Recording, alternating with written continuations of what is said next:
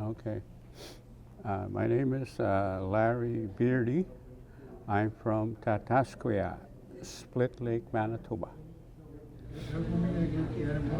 And what's your understanding of child welfare? What we are talking about, this is my second time. I attended the Chiefs gathering to explain what what uh, what the process has been, and it is my understanding that we're in an engagement process about child and family services, and at the present time we are not in control of that. Where the people or the agencies are in control, like Awashis.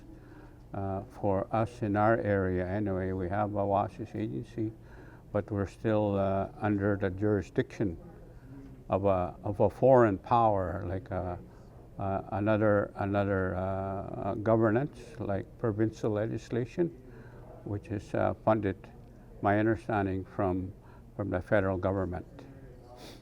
So I think that's where we're at. But this engagement process that we're in, we're trying to, I guess, reclaim our, my understanding, our covenant with our Creator, and how our Creator has given us these laws to carry forward, and also to I guess to practice our way of life, our own way of life. That's my understanding. As an example, we're talking about law. That's a term that's being thrown around in these gatherings, but my understanding, from my understanding, we call them teachings. Teachings like the 7 teachings, respect and all that, respect, courage, and so forth.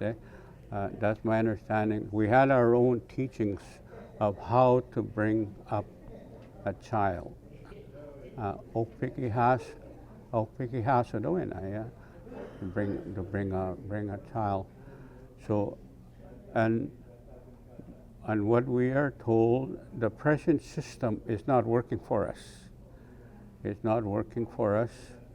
It's become, I guess, another way of killing the child. Another way, like residential school. What happened in residential school? There was a policy of assimilation. So child and family services today is just another way of claiming the child and destroying its way of life, and also I guess to separate its relationships from its natural environment and its creator. So that's my understanding of what's going on in general. And that's what I understand. So what would you like to see happen? What would you like to see change? What I would like to see, and I made a sort of a general comment. We need to reclaim our home. We need to reclaim it. Kigino. I'll give you an example. A spouse, a wife, is kikimakan. It means your home. That's your Mother Earth, your wife, or because I have a kikimakan, nigimakan. That's my wife, but that's where I live. I live with Mother Earth. So, and because it has been stolen from us, It seems like we're not in control. There's been foreign powers that have taken over our home and destroyed it, destroyed Mother Earth, is destroying many of our people. And we are in a crisis. And I think that's what we need to claim back. We need to claim back that ownership. Many of our people have said, "This is my land." And I've heard many people over the years say that. We need to assert that, and I think that's what the tribal council is trying to do. They're trying to assert that we need to take over. We can't depend on anybody anymore. So I think that's what's going on, and we need to do that as a tribal council or a grand council. I think there's a declaration now in front of us to reclaim that. So that is my understanding in general. In general, yeah. And you want to see more things happening in the future? What would you like to see happening? Spending how ano sa uni gimao yung parents then they isip meno panibalik. Yeah. I just came back from my group table and I was listening to the elders. He said our way of life in the past, it was so beautiful. There was no need for any outside influence. The core of the family was the family, and then the community. And in the past, we lived on the land. We lived on the land, and we lived in rhythm with the land and the creation, and we only congregated or gathered together once a year. That's all, and the land provided for us.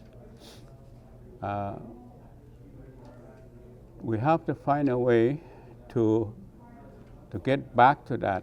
I know we live in a different world. In the past, we live in a world. We are in a box. Reservations, Indian Act. We live in there. We have to climb out of there. We have to come out of there. Come out of that box. And an elder said that to me anyway, about 30 years ago. We have to find a way to get out of this box. And there were solutions to that, like the Indian Act. The Indian Act is tying our people down, and we have to get out. We have to get out of that, and utilize the resources that we have. The thing that's happening today is because of the Indian Act, we are colonized. We are being colonized. A lot of people, or a lot of even leadership and people, are afraid that if we go against that, we might lose funding. So that's what we have to discuss, and even the provincial legislations that are being changed, they could change. It's all word. It's all their word. But they still want control. They still want to control us. But what the tribal council is trying to do is to go back to our own laws, our own teachings, go back there and work from there. Okay, thank you. Thank you.